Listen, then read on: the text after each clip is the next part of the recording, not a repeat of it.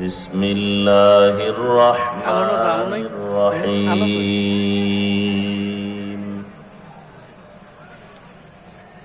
يا أيها الذين آمنوا اتقوا الله ولتنظر نفس ما قدمت لغد واتقوا الله إن الله خبير بما تعملون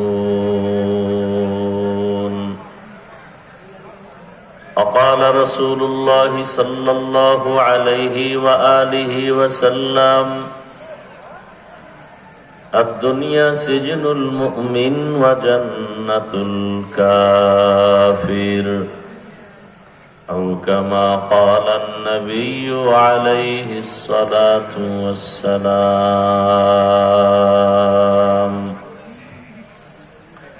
صدق الله مولانا العظيم صدق رسوله النبي الأمي الكريم ونحن على ذلك من الشاهدين والشاكرين والذاكرين والحمد لله رب العالمين سبحانك لا علم لنا إلا ما علمتنا إنك أنت العليم الحكيم رب اشرح لي صدري ويسر لي أمري واحلل عقدة من لساني يفقه قولي درفشانی نے تیرے قطروں کو دریا کر دیا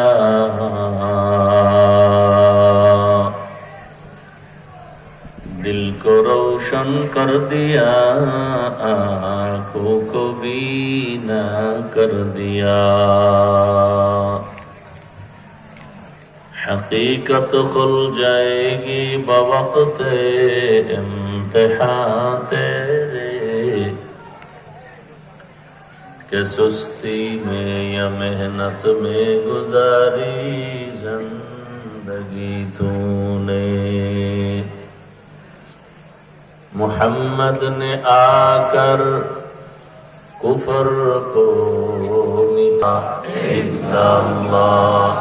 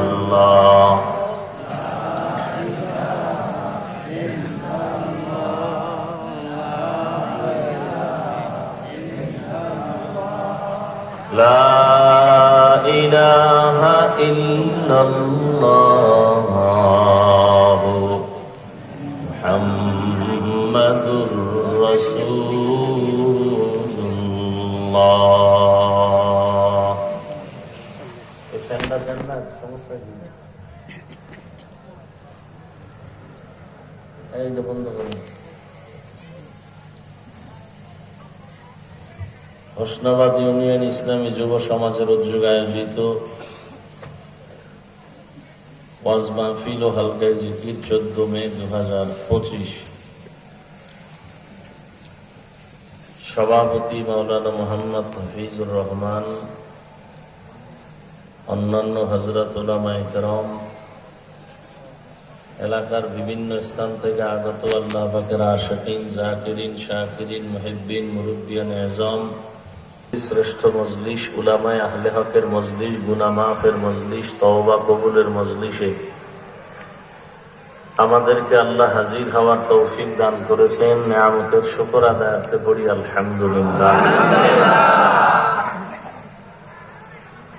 দরুদ ও সালাম সৈয়দুল মুরসালিন রহমাতুল্লিল আলামিন শফিউল মুজনিবিন খাতামুন নবিয়্যিন সৈয়দুস সাকালাইন ইমামুল মুরসালিন শফিউ আযম রাসূল আকরাম রহমতে আলম নবিয়ুল আরব ওয়াল আজম حبیب کبریا اشرف الانبیاء سید الانبیاء شفیع محشر ساقی کوثر آقا انعامدار مدینہ کا تاجدار آفتاب نبوت فخر موجودات سید المخلوقات حضرت محمد رسول اللہ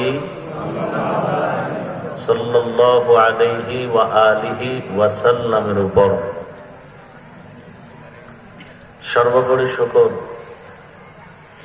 যাদের অক্লান্ত পরিশ্রমের মাধ্যমে আজ সুন্দর আয়োজন, সময় পরামর্শ অর্থ দিয়ে দোয়া করে উপস্থিত হয়ে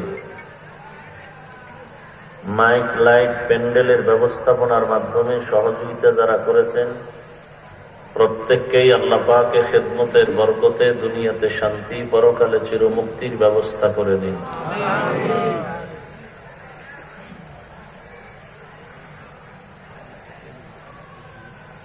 হযরত উলামায়ে কেরাম আলোচনা করেছেন, আমার পরে আছে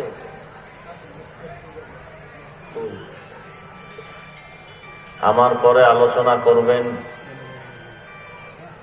আপনাদের এই থানার গৌরব মাওলানা আব্দুর রহমান বেতাগী সাহেব দামাত বারাকাতুহুম। ইনশাআল্লাহ তার বয়ান শুনে দোয়া করে যাবেন, নাকি ঘুমাবেন গিয়ে বাসায়? কথা বলেন। এখানে যারা বসছেন যতক্ষণ বসা থাকবেন, আগে বলতাম ফেরেশতারা নেক লেখতেই থাকবে, কিন্তু মোবাইলওয়ালা যারা, এদের ব্যাপারে লেখবে কিনা আমার সন্দেহ। দর্শনকে লাইনে রাখতে হলে, নিজেকে বাঁচাতে হলে এই দর্শনকে আগে বাঁচাতে হবে। দর্শন মানে দেখা, ধর্ষণ মানে করা। এই চোখের দেখা আগে কন্ট্রোল করতে হবে, তাহলে ধর্ষণ কন্ট্রোল হবে। এত ধর্ষণ হয় কেন? ধর্ষণ হয় কখন? যখন দর্শনের আকর্ষণ বেড়ে যায়। দর্শনের আকর্ষণ না দেখলে ওর প্রতি আকৃষ্ট হয় না। ধর্ষণেরও চিন্তা, দেখার পরেই অন্তরের জেনা শুরু হয়ে যায়। কত সুন্দরী, কত রূপসী। ওটা যে বিউটি পার্লারে গিয়া চাঁদের মতো আলোকিত হয়ে গেছে, জাম কালা, এটার খবর নাই। দেখছে খুব সুন্দরী, রূপসী, এবার অন্তরে জিনা। এটাকে কিভাবে কাছে পাই? অন্তরে জেনা শুরু হয়ে গেছে। চোখের জেনা, প্রথম চোখের জেনা শুরু হয়েছে দেখা মাত্র। এবার অন্তরে কল্পনার জেনা, এবার হবে জবানের জেনা। কথা শুরু হবে মোবাইলে। এরপরে এক পর্যায়ে দর্শন হতে হতে ধর্ষণ শুরু হবে। এই দর্শনের সাগরে যখন ডুব দিবে তখন কল্লা দিয়া ফেলবে, কিন্তু ওই ধর্ষণ পর্যন্ত যাবে। মা যদি বাধা দেয় মাকে জবাই করবে, বাপ বাধা দিলে বাবাকে জবাই করবে। এই আকাম সোনার বাংলায় চলে না ইন্ডিয়ায় চলে? হ্যাঁ, কি হিন্দুদের ছেলেরা না আপনাদের ছেলেও আছে? কি কথা বলেন না কেন? মোবাইল নাই, সন্তানের হাতে মোবাইল দেন নাই, তাহলে ফিডা খাওয়ার জন্য রেডি থাকেন বাপ হিসেবে। কোন হুজুরের দোয়া কামে লাগতো না তো। আকাম করেন আপনি, দোয়া করবে হুজুর, এত ঠেকা কেন?